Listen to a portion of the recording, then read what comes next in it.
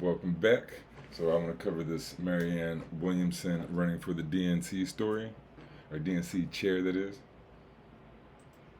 We've been hearing lots of talk about an identity crisis in the Democratic Party after their resounding election losses in November.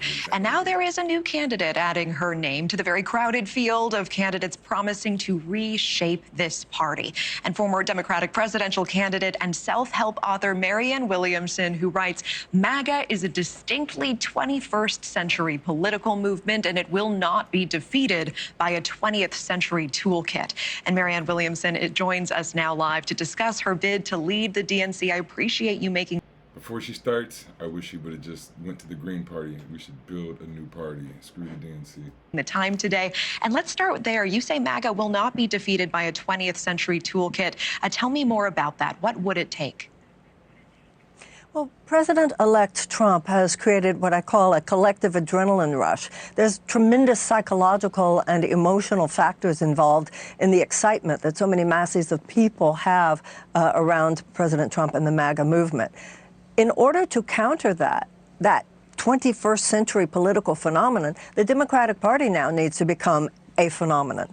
And so we can't just use the old toolkit. We can't just rely on things like fundraising and data analysis and, regular field organizing. We need to really get into the soul of the matter and ask ourselves psychologically and emotionally and even spiritually, what happened in this country that so many masses of people not only went over to Trump, but so many masses of people just aren't feeling it when it comes to the Democratic Party. I think that the Democratic Party has strayed from its unequivocal advocacy for the working people of the United States, and we need to get back in order to find the depths of our own soulfulness and our relationship to people, or those frayed bonds of affection will continue to fray, and we won't do any better than we've done in 24. How does the party become a phenomenon? I mean, did VP Harris come close to that with any of the viral moments we saw she enjoyed during the 107 days or so of her campaign? Or are you talking about something deeper than that? Much deeper. Well, first of all, and I don't want to go back, I want to go forward. But the fact that the will of the people was not really done in terms of the Democratic primary, the fact that we had not had a robust conversation about what the people felt it would take, the fact that the former iteration of the DNC felt that they had the right to basically decide that it would be Biden, and then basically to decide that it would be Kamala, it sucked a lot of the juice, the Democratic juice, out of the process. And I think that deflated a lot of people. People felt like this was just decided for them, rather than people having a chance to say, this is what we want. That's why the first thing I would do as DNC chair is take a listening tour and really hear from people. What are your needs? I've had two presidential campaigns now where I have gone all around this country, and I've been up close and personal with people who are among the 70 to 90 million Americans who are underinsured or uninsured, who are among those 1 in 4 Americans who live with medical debt, or over half the bankruptcies being medical, or people worried about their children and the carcinogens in their food, the asthma that their kids and other kids in the neighborhood have because of toxins in the air, people not being able to work and survive on just one job. The Democratic Party has strayed from responding to the suffering and the despair. And this is why I talked throughout my campaign of the fact that this would be more like 2016 than like 2020. So the first thing I would do is I would listen. And the second thing I would do in asking people, what do we need to do? Where did you not feel that the Democratic Party had your back? I also want to help people rediscover their relationship to the great American story, to the arc of history where other generations have responded to systemic injustices, whether it was slavery or the institutional suppression of women, or the Gilded Age and the suppression of economic rights, whether it was segregation in the American South. Now it's our turn. And the Democratic Party, I want people to see the Democratic Party as a channel for their pushback against the injustices of this time. So I agree with Marianne Williamson on most things. We kind of have a lot of the same politics. So I don't have much critique there, other than, again, I wish she would go to the Green Party. I wish she would get AOC and all the squad. That's, if y'all really on the left, all of y'all just jump ship, go to the Green Party, and really just build the Green Party. We should have a huge push for 2026, right? Yeah, for 2026. And then get as much Congress as we can, because if we got the squad, there'd be at least 5 members. And we're going to take a look at Marianne Williamson talking to Fox News right now. So she's doing her media tour for her DNC run. See what she says to Fox, if it's any different. Well, challenging days ahead for Democrats. The party struggling with a disenchanted base after losing control of the Senate and the White House. With no clear path, they're hoping new leadership can redirect the party. Former 2024 Democratic presidential candidate Marianne Williamson announcing today she's entering the race for the DNC chair. And she joins me now. Marianne, it's great to have you here. Happy holidays to you. Hope you had a good one. Happy holidays to you. Thank you so much, and it's lovely to be here. Thank you for having me. Oh, of course. So the Democratic Party, as I mentioned, is really said to be in a state of disarray. One well-known Democratic strategist, Liz Smith, says the brand is in the toilet. So can you take your plunger and do something there? What do you think? Yes, I can. What we need to do is transform this party. What we need to do is to look in the mirror. And what we need to do is to rebuild the frayed bonds of affection between the party, the Democratic Party, and particularly the working people of the United States. There has been a mass exodus from this party. People just aren't feeling it. And there are reasons, in many cases, why people aren't feeling it. So what I have seen from people so far who are running for the DNC chair has to do with external fixes, has to do with data analysis, has to do with fundraising, has to do with field organizing, has to do with a 50-state strategy. What I want to address is the psychological and emotional factors that not only have to do with repairing our own relationship with the people whose votes we need, but also with countering the extraordinary adrenaline rush, collective adrenaline rush that Donald Trump has created. You know, the MAGA phenomenon. But Marianne, let me ask you, what about the messaging? You're talking about the mechanics of what goes on behind the scenes, but what about the messaging to the American public? What needs to be changed there? Because clearly that didn't work. But the point I'm making is that, yes, we need different messaging, but we need more than different messaging. We need policies and soulfulness behind the messaging. The Democratic Party, at its best, is an unequivocal advocate for the working people of the United States. That needs to be the messaging, and the messaging needs to be everything that goes with. I don't know if it's ever been a voice for the people of the working class of the United States. Maybe before Clinton, but I guess maybe with, what's his name, Jimmy Carter. But since Clinton and NAFTA, no one's been a voice for the people of the United States. That if we are an unequivocal advocate for the working people of the United States, then we are dealing with the fact that 70 to 90 million Americans are either underinsured or uninsured. We are dealing with the fact that 1 in 4 Americans live with medical debt, and that how we don't have universal health care? Really, what kind of country is, we're the richest country of all time, don't have universal health care, really? Over half of our bankruptcies are medical bankruptcies. We are dealing with the fact that people are selling their blood plasma in order to make it. We are dealing with the fact that we have not yet raised the minimum wage over $7.25. We are dealing with the fact that people's children have asthma. People's children are suffering from all kinds of diseases because of toxins in our food and toxins in our air. So the messaging has to be actually speaking to what people are going through. Now, what I've heard people talking about so far is that we need to talk about kitchen table issues. What I want to talk about is how many Americans can't even afford the kitchen table. Yeah. I want you to take a listen to, this is the former Democratic leader of the California State Senate, Gloria Romero, very powerful politician here in the state of California. Listen to what she said about the party. I believe that in history, we are seeing a major inflection point, the complete collapsing of the Democratic Party.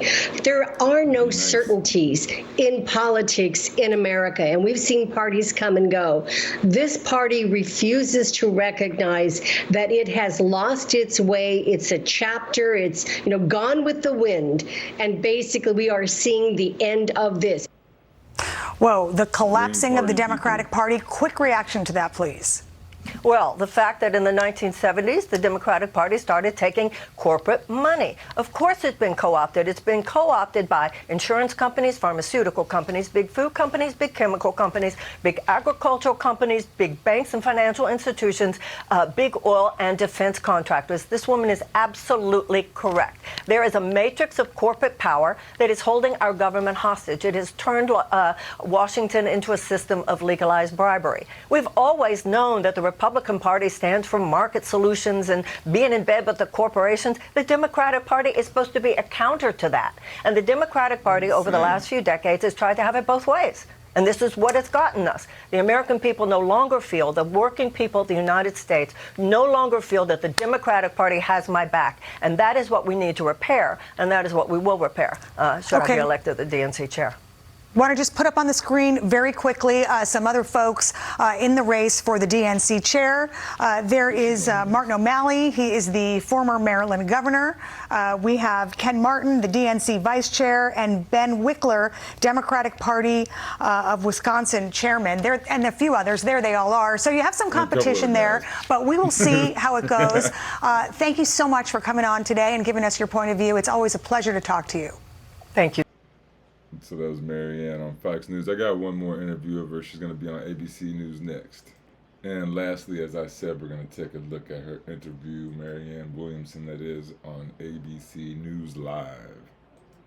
Well, she wanted Democrats, or she warned Democrats, rather, that it would be ugly, and it was. She said the suppression of candidates not named Biden or Harris was undemocratic and would come back to haunt them. And it did. Now, many of Marianne Williamson's critics have admitted that she was right all along. Marianne has made a run for the White House twice, but this last campaign was unprecedented. She warned of a coming electoral disaster if Democrats did not listen more deeply to the pain of people throughout America. And Dems not only lost the White House, but it was a sweeping defeat in the November elections.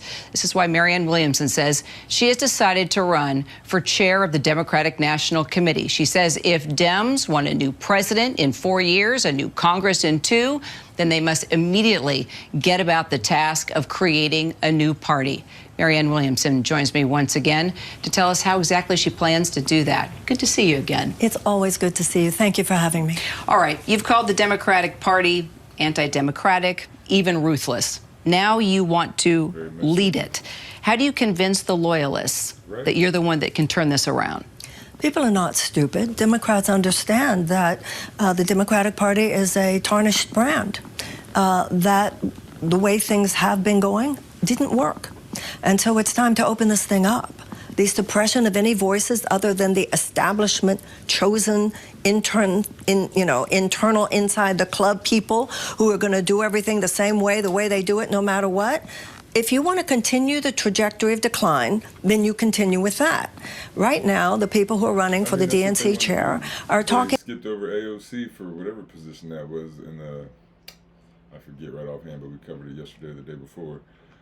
They picked that 74-year-old guy with throat cancer that kept saying, so I mean, the Democratic Party does not want to change. The Green Party already has the right morals, principles, all that stuff. Let's just build it. Talking about a 20th century political toolkit. They're talking about administrative expertise and function, which is extremely important, whether it has to do with data analysis, 50-state strategy, donor base, whether it has to do with fundraising, all those things are important, but they're not enough. If we're going to actually create a political phenomenon that can match MAGA, remember, President-elect Trump has created this collective adrenaline rush.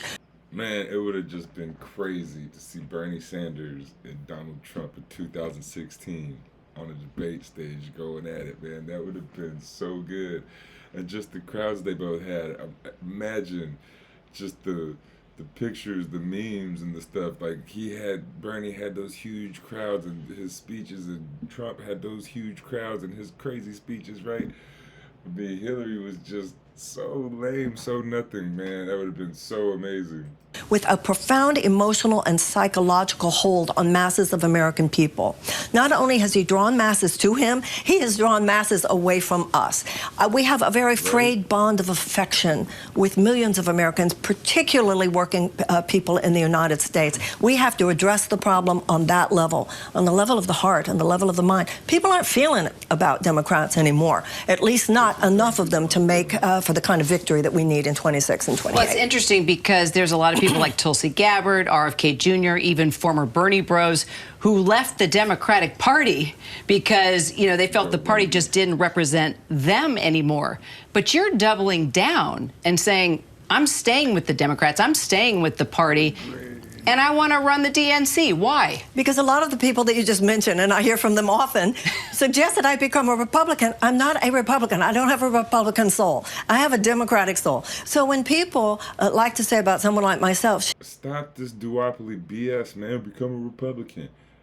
If you are left of Democrats, why would you become a Republican? That doesn't make any sense. If you want universal health care, if you want a higher minimum wage, if you want housing and schools for all, if you want things like that, why would you go to the Republican Party? They don't want any of that stuff. It makes absolutely no sense. Go to the Green Party. Just enter the Democratic Party, go to the Green Party and try to get all the people, as many people as you can that don't vote, to start voting Green. A lot of those people are just disenfranchised or disaffected with the system because nobody speaks to them. No one cares about the stuff they care about. The Green Party will speak to them, but they know the Green Party's not going to win. So if we build the Green Party to where people have a chance, more people will start voting. she's trying to hijack the party. No. They hijack the party. My principles and my political beliefs go back to Eleanor and Franklin Roosevelt. They're the Whitneys and the DuPonts and the Morgans who took it over with this corporatist mentality where it's more about the donors in too many cases than it is about the suffering of the American people. And so I want to reclaim the Democratic Party for what I believe are the traditional values of the Democratic Party. All right, so if you look at the list now for DNC chair, it's comprised now of 5 people and you, a woman, a person of color, and 4 white men. So given how Democrats lost the Hispanics, lost women, lost union voters, the working class, does this slate of leaders, I mean, we know where you stand, but does this slate of leaders really look like what the party needs right now? I think it's about the consciousness of a leader.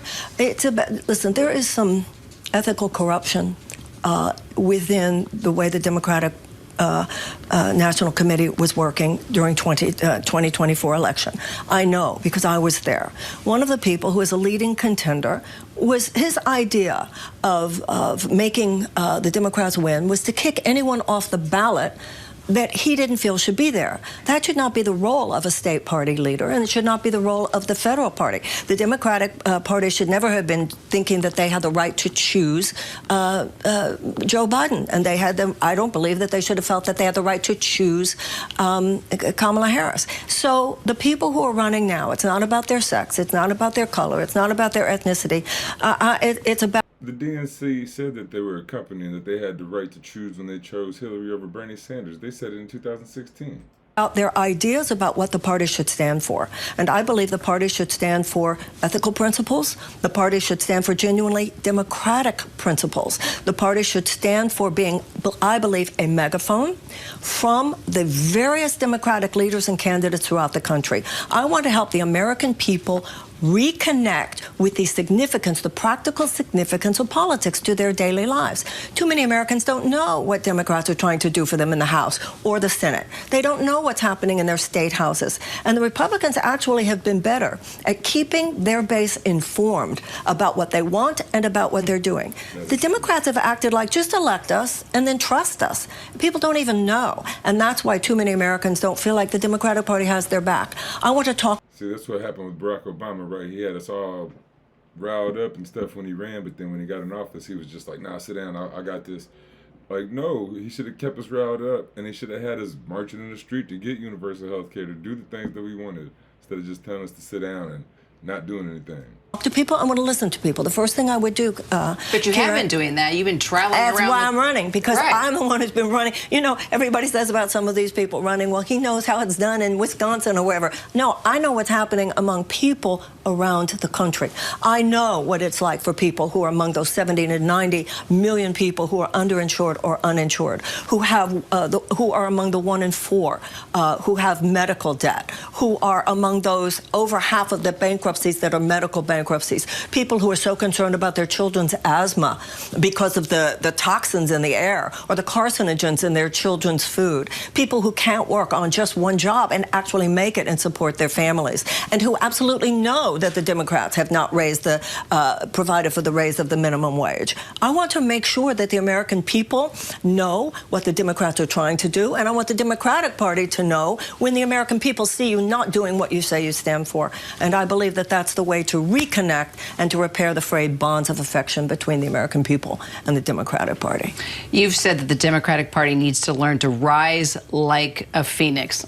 Beautiful metaphor from their defeat of this past year. So what do they need to do to win 2026, 2028, and beyond? Because it did not work in any way, shape, or form this time around. If I am elected, the first thing I will do is go on a listening tour. And I will ask people. You ask people, they'll tell you, what did we not do? What are you not receiving from the party? What do you need that you're not getting? And I would also ask people who have traditionally voted Democratic and voted for Trump this time, how did we lose you? And what do we need to do to get you back? I will also tell the great story of the United States. It kills me how Republicans have stolen patriotism, have stolen American history. The idea of what the abolitionists did to push back against injustice, and the women's suffragists, and the early labor organizers, and civil rights movement. That's what the Democratic Party needs to stand for now, pushing back against the systemic injustice of this corporate matrix. Insurance companies, pharmaceutical companies, big food, big chem, big agriculture, financial institutions, big oil and defense contractors whose power and profit-making goals now have infused every sector of people's lives. The Democratic Party should stand for that pushback against that systemic injustice. And when the party does, and when the DNC chair is someone who can help make sure that the people know that the party does that, that's how we're going to win in 26, and it's also how we're going to win in 28. Well, you're pushing back, and we'll be following every minute of the way to watch you take this on. Marianne Williamson, thank you so much. Again, I agree with almost everything she says other than the Democratic Party. I don't think she's going to win this race. I don't think she's going to be able to take it over. Like, the Democratic Party has started to change AOC. She needs to get out of it. But again, we just need to go green. If she loses this race, wakes up, goes to the Green Party, we build the Green Party, try to get just anybody in 2026 and some more people in 2028, run somebody for the president, see if we can get 5% or more, and then, you know, go from there. But to stay informed, right, keep getting your news from across the spectrum.